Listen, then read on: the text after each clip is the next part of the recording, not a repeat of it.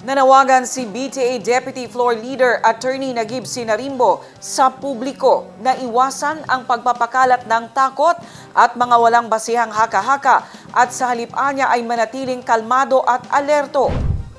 Ito'y kasunod ng nararanasang lindol sa katubigang sakop ng Sultan Kudarat kung saan ramdam din ang pagyanig sa lungsod ng Cotabato at iba pang lugar sa Mindanao.